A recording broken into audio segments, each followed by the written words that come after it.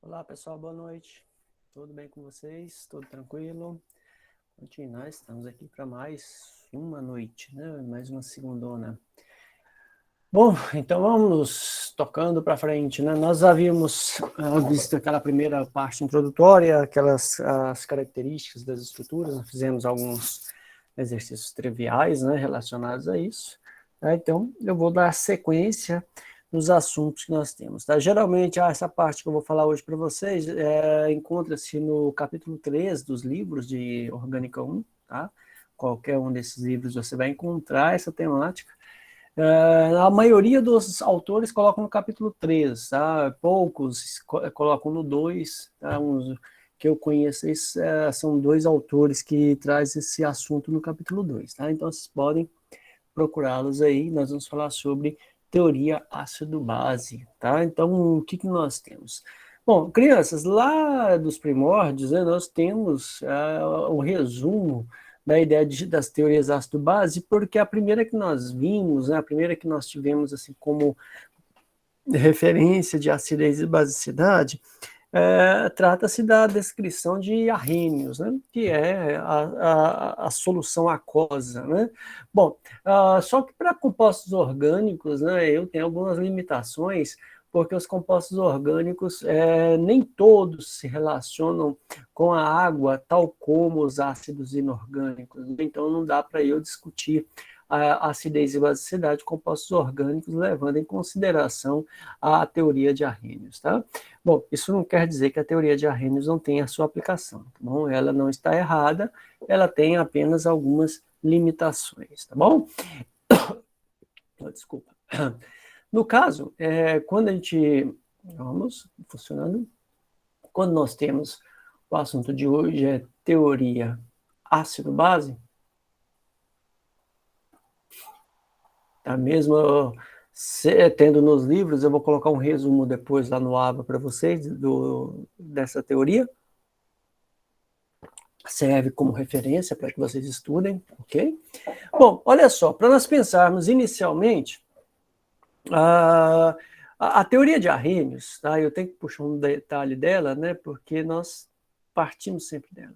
Arrhenius, Savant Arrhenius, ele propôs que houvesse duas substâncias distintas, uma independente da outra, tá? Onde ele teria como ácido, tá? O que seria a definição dele? Toda substância, né? Independente qual seja essa substância, toda substância que em meio aquoso, ou seja, em água, aquoso, ioniza, liberando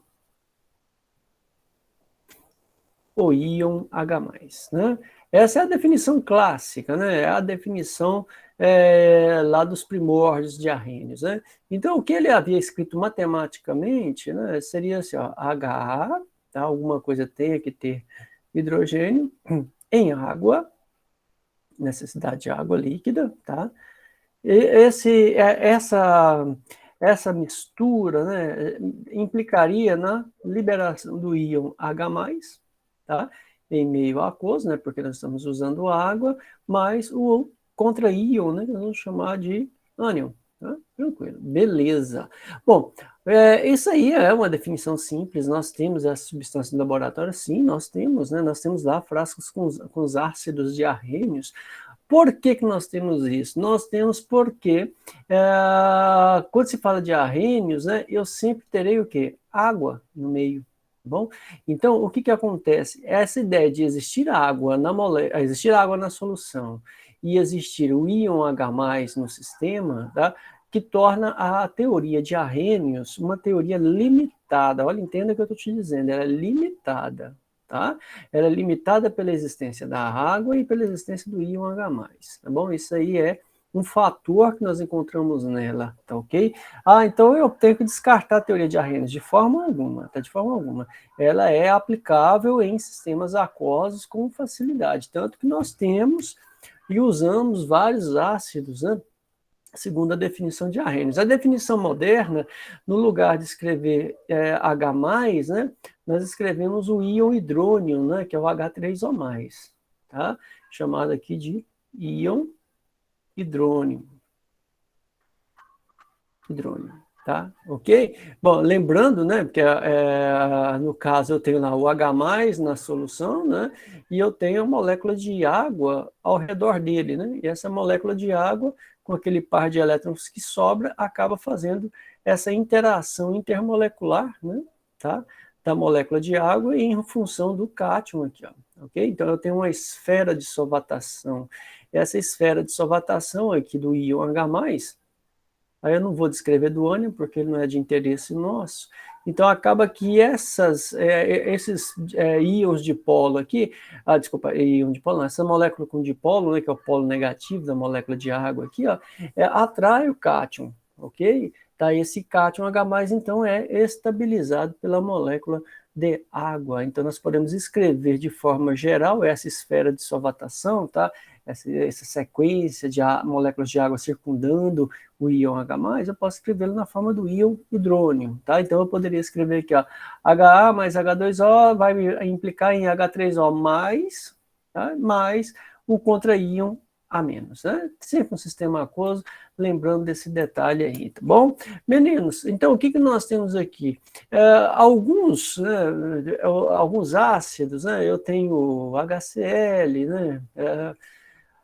H2SO4, né, para diferenciar um do outro aqui é fácil, né? Eu tenho HNO3, né, que são alguns ácidos diarrênios, né?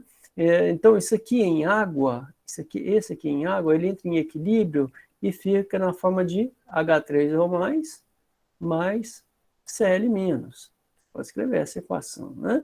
No caso aqui nós temos o quê? O ácido clorídrico, né? Considerando em meio aquoso, né? Porque se não for meio aquoso, nós vamos ter cloreto de hidrogênio.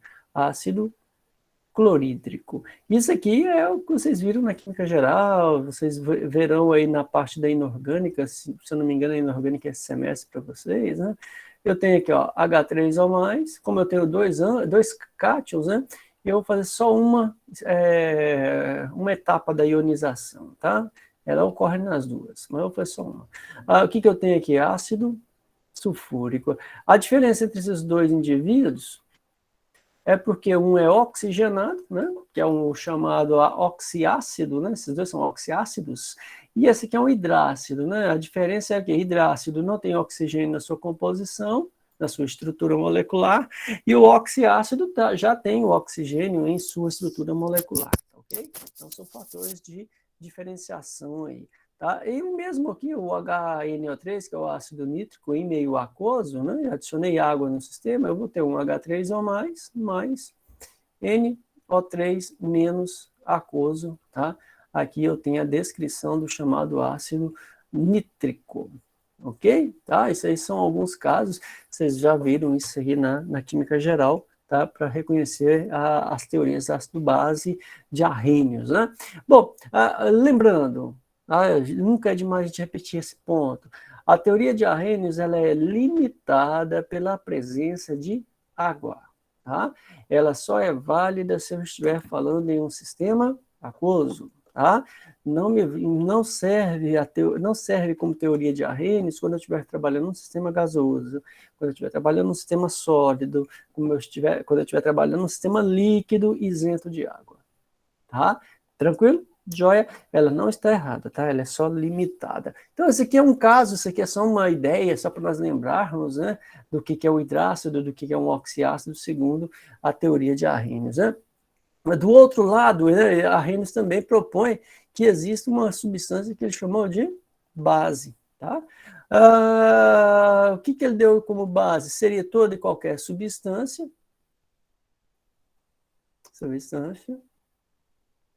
que em meio aquoso, novamente, nós temos aqui a presença da água em meio aquoso, dissocia e libera o íon OH-, tá? O íon OH- é o que nós chamamos de hidróxido, tá? Não é hidroxila, tá? É hidróxido, íon hidróxido. Hidroxila é quando eu tenho esse OH ligado covalentemente. Aqui eu estou falando de compostos iônicos. Outro detalhe importante aí, na definição de arrênios, os ácidos de arrênios são compostos covalentes, tá? E as bases de arrênios são consideradas compostos o quê? Iônicos, tá? Estruturas iônicas, tá? Ok? Bom, então, matematicamente aí a ideia de arrênios, tá? Mesma problemática, ó, existência de água, tá? E também, né, é necessário que o íon o hidróxido esteja no meio, tá? Já a gente fala por que aparece tanto esses dois indivíduos. Matematicamente ele estava escrevendo isso aqui, ó, MOH, tá? Mais água. Quem que é o M? Um contra-íon, que pode ser um metal, tá? Me daria M+, que é o meu cátion, o meu contra-íon, que não tem interesse para a gente, mais o íon hidróxido, que é o H- em meio aquoso. Tá? Tranquilo? Beleza, né? Então aqui eu tenho o íon hidróxido liberado, alterando o meio, tá? Bom, o que a Arrhenius estava propondo nessa ideia? O que seria esse meio aquoso por hidróxido? Então você pensa assim, ó, hidróxido não é uma carga negativa? Então, você tem N moléculas de água lá no meio, tá? E essas N moléculas de água vão criar esfera de solvatação ao redor desse cátion, desculpa, desse hidróxido, tá? Então eu vou ter as interações de molécula íon aqui, ó, tá? De molécula íon, em relação ao oxigênio, em relação ao hidrogênio aqui não, tá? Ok? Então eu tenho essa esfera de solvatação que gera uma estabilidade nesse indivíduo e tudo mais, tá? Mas a gente não está aqui para discutir essa questão das estabilidades aqui, né? Crianças, então, segundo a definição de Arrhenius, tá, nós temos as seguintes bases, né, ó, NaOH, tá? Você adicionou água a esse sistema, tá?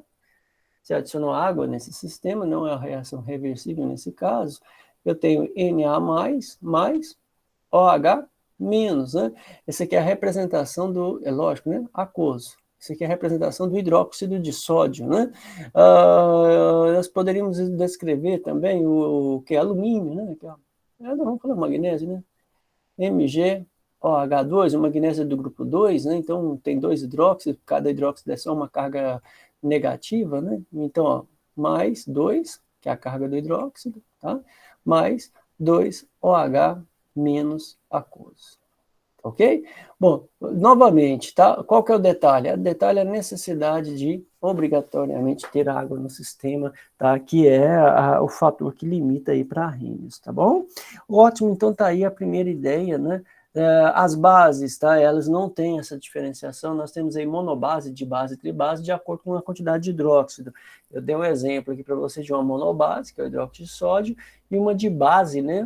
Tá? Que seria uma base divalente, como preferirem, que é o caso aqui do hidróxido de magnésio, né? Que é o exemplo para vocês, ok? Então, voltemos aqui um pouquinho, ó.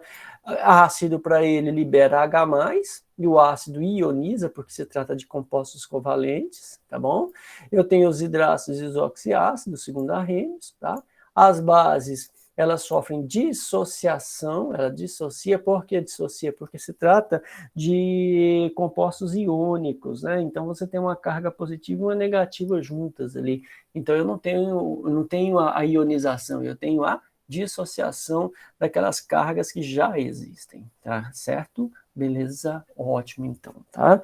Ok? Bom, isso aí são as ideias iniciais, né? Lembrando de um ponto aqui, o que acontece? Quando a Arrhenius estava fazendo esses experimentos dele, né, ele estava fazendo um experimento em cima da água, e a gente chama hoje de eletrólise da água, né? Então, o que ele estava descrevendo? Na verdade, o experimento dele, ele estava trabalhando com água, a água se auto-ioniza, tá? E ela libera um íon H+, aquoso, né? E o íon hidróxido aquoso.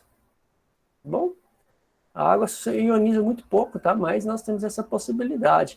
Então, o que lá no experimento de Arrhenius ele percebeu foi o que? A presença desse H+, que vem da água, e do hidróxido que veio da quebra da molécula da água, né? Então, por isso ele insistir tanto que a teoria, desculpa, a existência do ácido e da base estaria ligada diretamente à existência da água. Tá? Lógico, hoje nós temos outras teorias mais evoluídas, nós temos outras formas de explicar essas teorias, tá? Porém, o caso de Arrhenius veio aí da água porque ele estava fazendo um experimento de eletrólise. Vocês vão ver essa eletrólise lá na fisicoquímica, né? Eu não me lembro como é que está a matriz de vocês, se vocês estão na matriz nova, eu não me recordo todo o nome das disciplinas novas, tá? Bom, então, essa é a ideia. Ela serve para a gente, para trabalhar os compostos orgânicos. O que acontece? O problema é que os compostos orgânicos, eles não têm uma interação intermolecular tão efetiva com a água. Tá? Mesmo o álcool, tá? Os ácidos carboxílicos, eles são solúveis em água? São, mas não é numa extensão tão grande, tá? Então, os compostos orgânicos, eu não falo muito da teoria ácido-base de Arrhenius, porque não há uma aplicabilidade tão significativa. Eu vou usar um ácido de Arrhenius? Posso usá-lo como catalisador, posso usá-lo como reagente e tudo mais. Porém, ele não vai me dar a resposta que eu espero quanto a essa ideia de acidez e basicidade para a gente, tá bom? Então, eu vou inserir aqui, eu vou mostrar para vocês uma primeira ideia, tá? Nós vamos chamá-la de teoria protônica, tá? Vou escrevendo aqui para vocês. Teoria de Bronsted-Lowry, tá bom? O que acontece? A teoria de Arrhenius, ela é de 1740, alguma coisa assim, tá? Lá do século XVII, por ali afora, tá bom? Desculpa, século XVII não, século XVIII, 1700 é século XVIII, tá? O Arrhenius propôs essa teoria ali naqueles meados do século XVIII, tá? E ela durou até mais ou menos 1923, que já é no século XX. Tá? Ok? Então, o que acontece? Em 1923, Bronsted e Lowry, no início do ano, eles propõem uma melhoria da teoria de Arrhenius. Tá? Então, eles criam, eles estudavam independente um do outro, eles criaram aqui a chamada teoria protônica. Tá? Vamos colocar aqui, ó, teoria protônica. Aqui, com o Bronsted e Lowry, vem a ideia de equilíbrio químico, tá? Ou seja, aquelas reações serem reversíveis. É algo que lá em Arrhenius ele não fala, tá? Não fala de reversibilidade lá. Tá? Então, o que a teoria protônica estava propondo? Então, o que ela trouxe assim, de grande relevância? Primeiro ponto, a teoria de Bronsted, ele não limita a reação em um meio aquoso.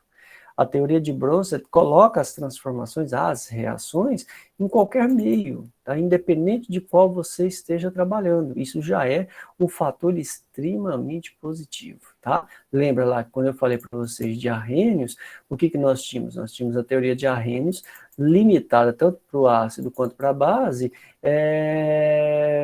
como é que é o nome? Em sistema aquoso. Tá? Sempre em sistema aquoso, e é algo que aqui em Bronsted nós já não vamos ter, ok? Então, olha só, a chamada teoria protônica, tá? Deixa eu voltar aqui, porque eu acho que eu perdi o retorno de vocês. Espera aí só um pouquinho, gente. Cadê vocês? Cadê? Tá aqui. É que eu não quero aqui, não. Eu preciso... Estão aqui, estão. Ótimo, beleza. É porque tinha desaparecido o retorno aqui, aí a tela ficou muito pequenininha, eu não estava enxergando vocês. Bom, crianças, então, a teoria protônica, tá? Ela também é uma transformação ácido-base que ela ocorre independente do meio, então em qualquer meio. Qualquer meio. O que é qualquer meio? Pode ter água, não pode ter água, pode ter meio aquoso, pode ser meio gasoso, pode ser meio líquido, pode ser óleo, tá? Pode ser um meio sólido. Então, aqui não há uma limitação específica quando nós estamos falando da teoria ácido-base, que é algo bem diferente do que nós já estávamos tratando anteriormente, tá certo? Tranquilão, né? Então, o que nós vamos ter aqui para falar dessa teoria de Bronsted-Lowry? Vamos por partes, tá? Primeira coisa, Quando eu falar da teoria de Bronsted, nós estamos falando de uma situação reacional. Tá? Ou seja, eu vou analisar a substância de acordo com o que ela está fazendo na reação. Tá? Então, a análise da reação de Bronsted-Lowry não depende do indivíduo, mas depende da reação. Tá? Ou seja, a teoria de Bronsted é baseada em uma reação reversível, uma transformação reversível. Ok? Essa é a nossa referência por enquanto, tá? Meninos, qualquer coisa aí, vocês podem chamar o microfone, abre aí, tá? Eu coloco no chat. Agora eu estou com retorno de volta aqui, estou enxergando vocês, tá bom? Pode abrir que eu converso com vocês. Bom, então, segundo a teoria ácido-base de Bronsted, ela foi proposta em por volta de 1923, tá? Um ácido é uma substância que pode ceder próton. Olha lá, lembra que eu falei para vocês que chama teoria protônica, tá? E uma base é o indivíduo que pode aceitar, ele é um aceptor de próton. Então, vamos colocar essa ideia para vocês. Vou colocar tudo junto, tá? Então, vamos colocar assim, ó. Segundo Bronsted, ácido cede próton H+, e a base recebe. Lógico, eu estou aqui escrevendo o resumo da teoria, tá? Ok? Eu estou fazendo assim, um resumaço da coisa. Depois vocês têm que ler o texto para complementar, tá? Crianças, olha aqui, ó. Duas coisas. H+, H+, certo? O que mais? Outro pontinho aqui que nós temos que ficar bastante atentos a eles, tá? É necessário que eu tenha o indivíduo que vai ceder e o indivíduo que vai receber, tá? Então, a teoria ácido-base de Bronsted, como eu havia colocado anteriormente para vocês, eu tenho que analisar a situação reacional, como é que a reação está ocorrendo, tá? Então, escrevendo isso de forma genérica, vou escrever de forma genérica, depois a gente vai partir para aquilo que a gente chamaria de alguns exemplos práticos, tá? Aqueles reais. Então, eu teria aqui, ó, pode ser assim, ó, AH, para não ficar pensando naquela ideia de arrênios, tá? Um B, para representar a base, setinhas invertidas, que vocês já aprenderam, que indica equilíbrio químico, tá? Então, eu estou analisando a reação reversível, A- e um BH+, tá bom? Escrevi uma reação genérica, certo? Eu vou aplicar a definição de Arrhenius. Qual que é a definição? Ácido cede próton. Então, como que eu vou observar isso? Você vai olhar aqui, ó, olha só, HA ou AH, que é a mesma coisa, tá? E eu vou olhar do outro lado, viu que ficou um ânion aqui? Bom, vocês viram lá na quinta série de vocês, para o indivíduo virar um ânion, ele tem que ceder uma carga positiva. Então, o que está acontecendo? A descrição que nós temos aqui é que eu estou tendo a migração de um H+, nesse sentido, tá? Saindo do AH em direção ao B. Então, pela definição de Bronsted, o que eu teria aqui? Esse indivíduo seria o meu ácido, tá? E esse aceptor aqui seria a minha base. Beleza. Quando o ácido cedeu o próton dele, o que aconteceu? Ele deu origem a um ânion. Olha aí, ó, ele deu origem a um ânion. Certo? Então, um ácido, ao ceder o próton H+, dá origem a um ânion. Quem que é esse ânion? Esse ânion é o que nós vamos chamá-lo de base conjugada. Por que ela é conjugada? Porque ela só existe porque houve a seção do H+, desse indivíduo que eu estou chamando de ácido, tá? A seção do H+, desse indivíduo que eu estou chamando de ácido, para dar origem a ele. Porque se esse indivíduo H não cedesse o H+ dele, esse aqui não existiria na reação. Lembra, eu não estou falando de uma substância isolada, eu estou analisando esta reação aí dentro da reversibilidade dela, tá? Vou colocar aqui mais distante um pouquinho o meu BH+, tá? só para nós observarmos aqui algumas coisinhas, fica mais fácil na escrita, tá? Aí, beleza. Então, ótimo. Então, o que eu estou tendo agora? Quando eu observo essa aqui, que está agindo como base, que é o aceptor do H+, ao receber o H+, ele vai dar origem lá na frente a quem? Olha só, o BH, né? Ótimo. Então, presta atenção numa coisa. Eu recebi o H+, recebi o H+. Quando eu recebi o H+, eu dei origem a quem? A esse indivíduo aqui, ó. Quem que é esse indivíduo? Presta atenção, ele não é um H+? É. Se ele ceder o H+ para esse indivíduo aqui na reação inversa, tá? Então, o que ele vai fazer? Ele vai agir como? Exatamente. Ele vai ser o meu ácido conjugado na reação reversível, tá? Na reação inversa. Então, olha só, que coisa, ó. HA era ácido, cedeu o próton H+ e deu origem a uma base. O B recebeu o H+, então eu classifiquei ele como base, e ele vai dar origem para mim num ácido conjugado. Por que isso? Presta atenção aqui, ó. Esse sentido da esquerda para a direita é o que a gente chama de reação direta, né? No equilíbrio, a reação inversa também está ocorrendo. O que seria a reação inversa? Seria esse BH+, ceder o H+ para o A-, que é o meu ânion. Quando ele cede, esse indivíduo é o quê? Minha base conjugada, e esse BH+ seria o meu ácido, que eu vou escrever conjugado. Por que ele é conjugado? Porque ele só existe porque houve a transformação direta. Então, aplicando a teoria de Bronsted-Lowry, tá? Eu não vou analisar em que meio o sistema está, eu estou analisando o que a reação está se propondo. Tá? Então, nesse resumo histórico aqui, tá? Já eu vejo as perguntas, tá? Se tiver, nessa situação aqui, nós vamos ter uma coisa chamada de par conjugado. Como que é esse par conjugado? O originado e o originador. O AH, quando ele perde o H+, ele dá origem a quem? A base conjugada, que é o B-, não é? Isso. Quando o B0 recebe o H+, ele dá origem a quem? Ao BH+. Então, esses aqui são os chamados pares conjugados da reação ácido-base de Bronsted-Lowry. Tranquilo? Beleza? Então, essa é a definição inicial, tá? Que eu só estou começando a falar do assunto para vocês, tá? Estou descrevendo o indivíduo. Certinho? Tranquilão? Ótimo, então, tá?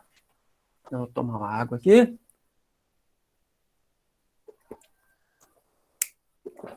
Agora, vamos ver aqui uma aplicação da teoria ácido-base de Bronsted, tá? Analisando as substâncias em si, tá? Então, eu vou descrever algumas situações, tá? Eu vou colocar para vocês alguns ácidos e algumas bases que existem, né? Não só o fator teórico aí que eu coloquei de forma genérica para vocês, como também algumas substâncias que eu tenho como avaliar se ela vai ter a ação de uma base ou se ela vai agir como um ácido, tá? Então, olha só, voltando aqui para nossa tela, vou subir aqui um pouquinho, ó, tá? Escrevendo isso aqui para você, ó, íon amônio, tá? NH3 mais HCl, tá? Lembre sempre você vai analisar a reação, tá? Você não vai analisar uma substância isolada, você vai ter que avaliar o que está descrito na transformação. Aqui eu vou escrever um ânion, ok? Bom, como que eu faço? Simples, eu vou avaliar cada lado, cada seção que eu tenho. Observando aqui, olha, eu tinha NH3, não é? Quando eu vou olhar no produto final lá, eu tenho NH4. Isso, então o que está acontecendo? Esse H+ está sendo transferido para essa senhora aqui, que é a amônia, tá? Então eu estou tendo a migração do H+ nesse sentido. Então, esse indivíduo aqui está agindo como uma base, e este indivíduo aqui está agindo como um ácido. Isso aqui é tudo num sistema gasoso, ó, tudo num sistema gasoso. Vou colocar aqui para facilitar a nossa análise depois, tá? Tranquilo. Mas quando eu recebi o H+, eu dei origem a quem? Ao NH4+, aqui, ó. Tá? Ao NH4+. ok? Quando eu cedi o H+, eu dei origem aqui ao Cl- ali, ó. Tranquilo? Ótimo, então, beleza, isso eu fiz a reação direta. Agora eu vou analisar a minha reação inversa. O que seria minha reação inversa? Olha, não é NH4 aqui? Na reação inversa, seria esse NH4 transformar em NH3. Para isso ocorrer, esse NH4 teria que ceder o H+ dele para cá. Então, vai vir o H+ nesse sentido. Então, esse indivíduo aqui estaria agindo como sendo um ácido, só como ele foi originado numa reação direta, a gente vai chamá-lo de ácido conjugado. E esse receptor aqui seria uma base, que tipo? Uma base conjugada, tá? Ótimo. Então, presta atenção num fato que fica muito simples de você avaliar. Geralmente, quando eu tenho um cátion, ele é o ácido. E quando eu tenho um ânion, geralmente ele será a minha base, tá? Isso aí, na maioria das análises nossas, nós podemos trabalhar desse formato, tá? Então, cátions geralmente são ácidos de Bronsted, ok? E os ânions são as bases de Bronsted, tá? Pode ser conjugada ou não, tá? Aí vai depender da reação que nós estivermos analisando, ok? Tranquilão? Simplesinho, né? Fácil. Agora, olha só aqui uma situação, ó. Eu não quero, porque eu não vou usar a água aqui como reagente direto por enquanto, tá? Depois eu analiso outro aspecto com vocês, ok? Suponha esta situação aqui, ó. NH4, não. NH3 mais OH- vai dar NH2- mais H2O, tá? É uma reação que eu estou criando aqui, tá? Olha só, eu tinha NH3, passou a ser NH2, então, e o que está acontecendo? Esse indivíduo está cedendo H+ para o ânion, tranquilo? Ótimo, então, o que nós temos? Essa parte da molécula aqui da reação, desculpa, está agindo como ácido na reação direta, e esse aqui agindo como uma base na reação direta. Certinho? Beleza. Agora, vamos analisar a reação inversa. A reação inversa era NH2, virou NH3. Para voltar a NH3, o que eu tenho que ter? Receber um H+ de volta. Tá? Então, essa molécula aqui da extremidade vai agir como base, como é a reação inversa, vai ser a base conjugada, e esse indivíduo aqui vai ser o meu ácido. Que tipo? Ácido conjugado, porque está sendo uma reação o quê? Inversa. Presta atenção no fato, ó. NH3 cedeu H+, deu origem ao isso, o NH2-, tá? O OH recebeu o OH+, e deu origem, deu origem a quem? Ao H2O como base conjugada na reação inversa. Então, sempre eu vou analisar nesse aspecto. Pensa numa coisa, preste atenção aqui numa situação, é propositória mesmo isso aqui, ó. Tá vendo? Na reação anterior, o NH3 foi receptor de H+. Nessa outra reação, o NH3 está cedendo H+, tá vendo? Ó, em uma reação ele agiu como ácido e na outra reação ele agiu como base de Bronsted, ok? O que eu quero mostrar isso com vocês? Aqui na teoria ácido-base de Bronsted, eu não tenho uma substância que é o ácido e uma substância que é a base, tá? Eu tenho que avaliar o que a transformação está me mostrando, tá? Que é o que eu fiz aqui para vocês, tá? Eu avaliei a situação reacional. Eu fui ver o que está acontecendo naquilo que nós vamos chamar de reação direta, ok? E aquilo que nós temos como reação inversa, tá? Tranquilão? Beleza? Percebe aí? Quando eu tiver essas situações aí em que eu tenho um ácido, em uma reação, um indivíduo agindo como ácido, e na outra reação ele está agindo como base, essas moléculas, esses compostos, são chamados de anfóteros ou anfipróticos, tá? Deixa eu escrever isso aqui para vocês, peraí, tá? Nesse caso aqui, ó, tá? Eles podem ser chamados de anfipróticos, assim. Anfipróticos. anfipróticos. O que é anfipróticos? Ele pode tanto receber quanto ceder próton, tá? Vai depender da transformação, ou seja, da reação que você está analisando, tá? Então, meninos, com isso aqui, com essa primeira partezinha aqui, eu estou mostrando para vocês que na teoria de Bronsted, eu não tenho um ácido e uma base definida, tal como nós temos lá nas definições de Arrhenius. Lá em Arrhenius eu tenho o ácido, eu tenho a base, coisas independentes uma da outra, tá? Aqui em Lewis, não, em Bronsted, nós sempre vamos analisar o que está acontecendo durante a transformação, o que é a reação, tá bom? Beleza? É sempre olhar quem está cedendo e quem está recebendo. Beleza, então quer dizer que Bronsted é o top de todos, é a melhor forma de análise. Não, não é. Tá? Nós temos um fator que limita, tá vendo? Olha o que eu estou te dizendo, um fator que limita, tá? Eu não estou te dizendo que a reação, ou desculpa, que a teoria esteja errada, tá? Nós não podemos falar que essa teoria está errada ou aquela está errada, tá ok? O que nós temos que colocar é qual é a limitação dessa teoria, em que ela está limitada. Então, é o nosso caso aqui, a teoria de Bronsted, a teoria de Bronsted, ela também tem uma limitação. O que é essa limitação? Aí nós vamos pegar aqui, lá na definição. O que eu coloquei para vocês que chama atenção? O que chama atenção é isso aqui, ó, o próton, tá? Na reação, tanto direta quanto na inversa, alguém cede próton e alguém recebe próton, e é específico, é próton H+.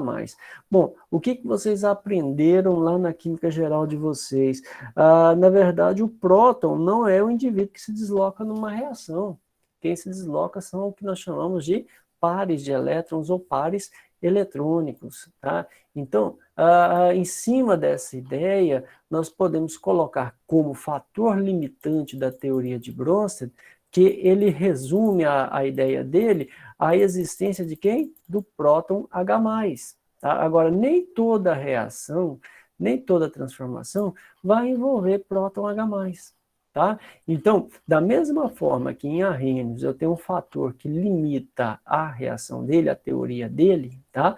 Aqui em Bronsted-Lowry eu também tenho um fator que limita essa teoria, ok? Joia? Beleza, né? Então, esse aí é um dos detalhes que nós temos para discutir, tá? Ótimo. Tem vários exemplos, tá? Depois a gente vai entrar só nos ácidos e bases orgânicos, tá? Aqui eu estou fazendo uma revisão da química inorgânica, né? Aí depois nós vamos falar só dos compostos orgânicos, como é que eu vou aplicar isso lá, tá bom?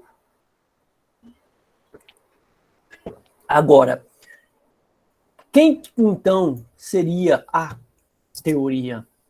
Quem é a responsável, então, para dizer, não, esta aqui me serve para tudo e mais alguma coisa. Aí nós vamos trabalhar com um senhor, que nós já falamos muito dele, tá? Que é a chamada teoria de Lewis, tá? Ou chamada teoria de Gilbert Norman Lewis, que é o mesmo que descreve algumas teorias de ligações de valência e tudo mais, tá? Bom, aí nós vamos entrar em uma outra etapa, que nós vamos chamar agora de teoria de Lewis.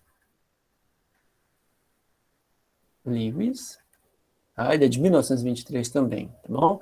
É interessante porque a de Arrhenius, ela só foi realmente assim, proposta uma melhoria dela em 1923, em janeiro, mais ou menos em janeiro de 1923, tá? Ela é de 1700 e algumas bolinhas, tá? E a teoria de Bronsted-Lowry, ela foi confrontada em 1923, no mesmo ano que ela foi proposta, tá? A de Bronsted é de janeiro, né? E de Lewis, ela foi proposta num congresso em julho, né? Então foi assim, praticamente 6 meses de diferença de uma para outra, né? Aquela coisa, na época lá, assim, a comunicação era lenta, era por correspondências, viajava ainda a navios, a lombo de cavalo ainda em alguns lugares, né? Não era igual hoje, né? Que a coisa, você pensou, a outra pessoa já está sabendo o que você está pensando, né? Essa história da internet aí facilitou a comunicação, o desenvolvimento de muita coisa, né? Trouxe aquela coisa, né? A informática, ela veio para solucionar 1000 problemas e criar 1001, né? Que é aquele que você não consegue resolver, sempre está aí para nos perturbar, tranquilo? Bom, meninos, olha só, então, a teoria de Lewis, tá? De Gilbert Norman Lewis, ela é chamada de teoria, eita, horroroso, vamos chamá-la aqui de teoria eletrônica. Teoria eletrônica, tá? Por que teoria eletrônica? Porque ele vai tratar de pares de elétrons. Tá? E outro ponto interessante aqui também, a teoria de Lewis, eu vou analisar também o quê?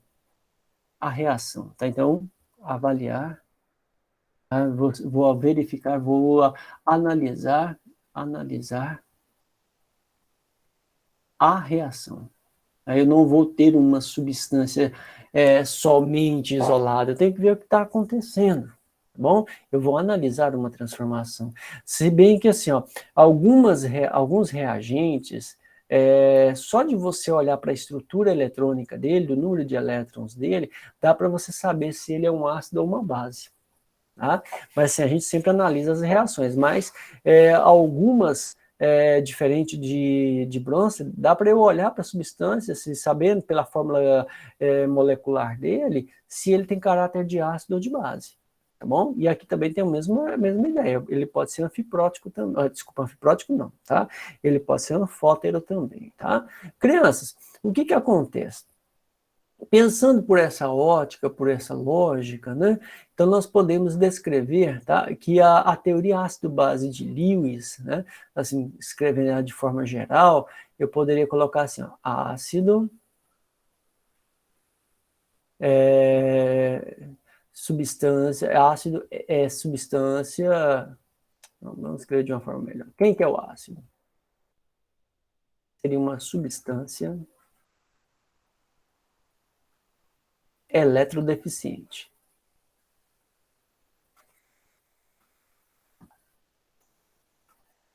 Pessoal, ficou complexa essa ideia de eletrodeficiente. A verdade, assim, traduzindo para uma maneira bem simples, um ácido é aquele indivíduo que não tem o octeto completo, vocês já conhecem da teoria de ligação de valência, não tem o octeto completo e pode receber, ele pode aceptar, daí pode ser aceptor de par de elétrons. Então, ó, substância eletrodeficiente, tá? Então, um ácido de Lewis, tá? Ele é um aceptor de par de elétrons. Aceptor, palavra bonita, hein? Ele recebe. Aceptor de par de elétrons, tá? Cambada, presta atenção, par. Eu preciso que chegue na forma de par e não de um elétron sozinho, tá?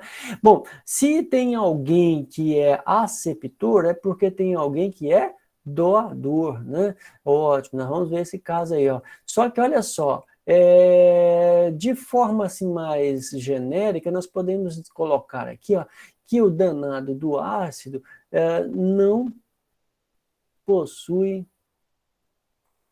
octeto completo. Bom, eu estou colocando de uma maneira genérica, para quê? Para eu colocar um exemplo do que seria um ácido de Lewis. Tá? O que seria um ácido de Lewis? Cloreto de alumínio. Por que ele pode ser um ácido de Lewis? Quando você olha lá na tabela periódica o alumínio, ele é do grupo 13, não é? Isso, do grupo 13, então ele tem 3 elétrons na camada de valência. Quando o alumínio se emparelha no caso aí ao cloro, quando ele se emparelha ao cloro, há o emparelhamento de um elétron, né? Então, eu tenho emparelhamento de um par de elétrons. O que está acontecendo? O cloro vai ficar com 8 elétrons na camada de valência, né, na representação da fórmula eletrônica de Lewis, e quando eu olho o alumínio está ficando com quantos? 6, entendeu? Olha aí, ó, ele tem 6 elétrons na camada de valência. 6 elétrons da camada de valência não responde pelo octeto. Então, no caso, esse alumínio aqui, em uma reação, ele poderia receber mais um elétron, tá? Mais um par de elétrons, formando uma ligação covalente. Que ligação é essa? É aquela que lá na quinta série se chamava de ligação dativa. Tá? É uma ligação covalente comum. Tá bom? É aquela em que o par de elétrons vem de um átomo só. Ele é cedido para complementar uma ligação, tá? Aqui um exemplo, tá bom? Depois nas reações, nas transformações, eu vou mostrando caso a caso com vocês, tá ok? Tranquilão? Beleza, né? Tem vários outros exemplos, aqui é só para a gente chamar a atenção dessa ideia. Aqui, ó, muito simples. Vou colocar aqui, ó, X+. Quem que é X+? Qualquer cátion será um ácido de Lewis. Porque o cátion é justamente aquele indivíduo que está com ausência de elétrons, ele cedeu elétrons, ele está faltando um par de elétrons, entendeu? Então os cátions, todos os cátions são ácidos de Lewis. Se alguém está cedendo, é porque tem alguém, ou se alguém está recebendo, é porque tem alguém cedendo, que no caso seria as minhas bases, né? Quem seriam as minhas bases de Lewis? Opa, peraí que faltou um negócio aqui. Deixa eu só ver o que aconteceu aqui. O que aconteceu aqui? Ah, tá. Tranquilo. Entendi. O que é uma base de Lewis para a gente? Uma base de Lewis seria aquele indivíduo eletrossuficiente.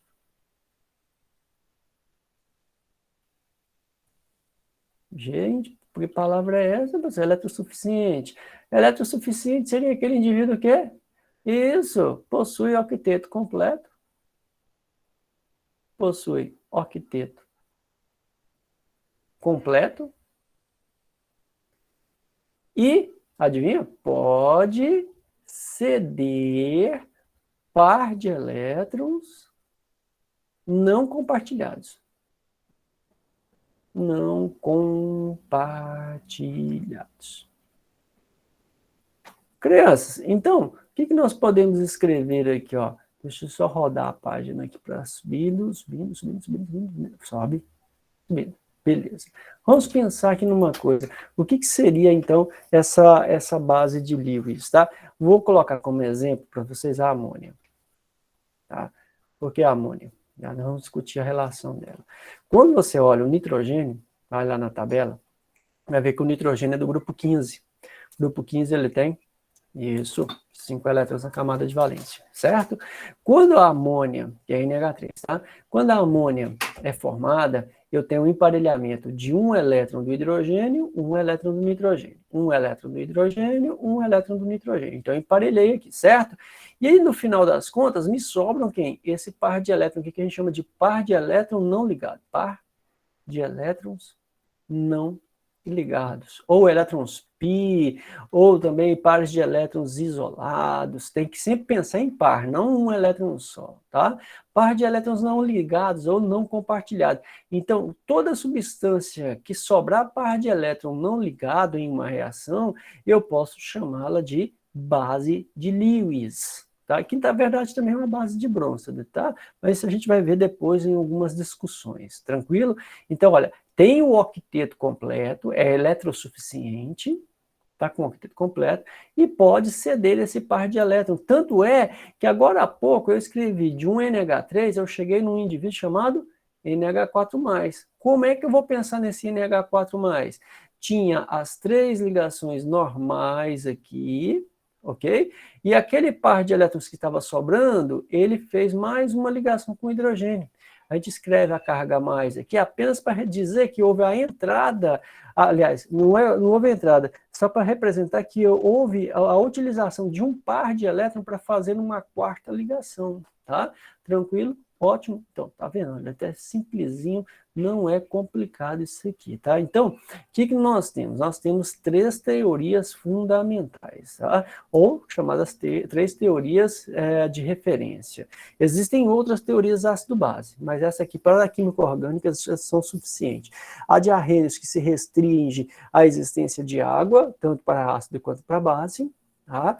A teoria de Bronsted, que ela está limitada a ceder H+, e receber H+. Então, essa ideia de ir e vir H+, é a limitação dela, não que ela não possa ser usada, nós vamos usar os compostos orgânicos, nós temos bastante definições, muitas definições em cima dela, tá? E quando eu falo de Lewis, eu vou analisar a reação, porém, eu vou analisar a existência de quem? Dos pares de elétrons. Olha que mais, ó, a própria água, né? Se eu pensar aqui, ó, água, né, H2O, certo? A água tem 2 pares de elétrons isolados. Lembra lá, oxigênio, grupo 16 da tabela periódica, certo? Ele vai usar o quê? 2 pares de elétrons para formar a ligação, não é? Não é isso? E vai sobrar o quê? Ó? Um par de elétrons e um par de elétrons não ligado. A água também pode agir como base. Veja bem, eu estou te falando que ela pode agir como base ou pode agir como ácido. Por quê? Porque a tendência é eu ter que analisar a reação para ver quem é que está cedendo H+, e quem é que está recebendo H+. De uma forma geral, assim, para facilitar a visualização, nós podemos colocar que todo ânion será uma base de Bronsted, porque ele tem parte de elétron sobrando. E todo cátion será um ácido de Bronsted. Por quê? Porque ele tem uma deficiência de elétrons, tá? Então, essas são as nossas intenções de teorias, tá? Ok, crianças? Então, esse é a nosso primeiro ponto sobre o que seriam as teorias ácido-base de Arrhenius, ácido-base de Bronsted, que é a mais atual, e a de Lewis, que é a que nós mais vamos fazer o uso dela. Tranquilo? Beleza? Ótimo. Crianças, o que acontece? Olha só, eu vou colocar para vocês, deixa eu ver aqui. Eu vou mudar aqui o compartilhamento de tela e vou mostrar aqui, ó. Eu vou colocar esse texto aqui para vocês, ó. Vou achar ele aqui. Vai aparecer um texto aí na projeção para vocês, tá? Ele é um capítulo de livro, é o capítulo 3 de um livro, lembra que eu falei para vocês, a maioria desenho do capítulo 3, tá? E ele traz um resumo da teoria ácido-base, tá? Como eu vou aplicar essa teoria ácido-base nos compostos orgânicos, tá? Então ela já vem aqui, tá vendo? Ácido carboxílico. É daqui para frente que é a parte dos ácidos orgânicos que nós vamos discutir, tá? Então eu vou dar isso aqui para vocês tenham o materialzinho de referência. Veja bem, não é para ficar preso só nisso aqui, porque é muito simples, isso aqui é só um resumo, tá? Nos livros de Química Orgânica, lá 1, ou capítulo 2 ou capítulo 3, dependendo do autor, tá? Basta você procurar teorias ácido-base em compostos orgânicos, tá? Você vai achar esses capítulos e serve para você como referência para você estudar. Tranquilão? Beleza? Então, hoje nos basta, tá? Vamos ficando por aqui, então. Tenha uma boa noite, fiquem com Deus e até amanhã, 7 horas, nós vamos discutir a acidez e basicidade aplicada aos compostos orgânicos, tá? Esse texto eu vou colocar lá no Moodle para vocês daqui a pouco, tá? É só eu conseguir logar novamente no Moodle para eu levar ele lá para vocês. Tranquilão? Beleza? Então é isso aí, meninos.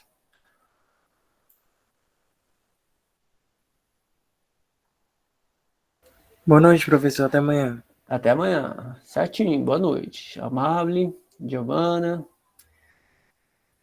Boa noite. Até amanhã. Até amanhã.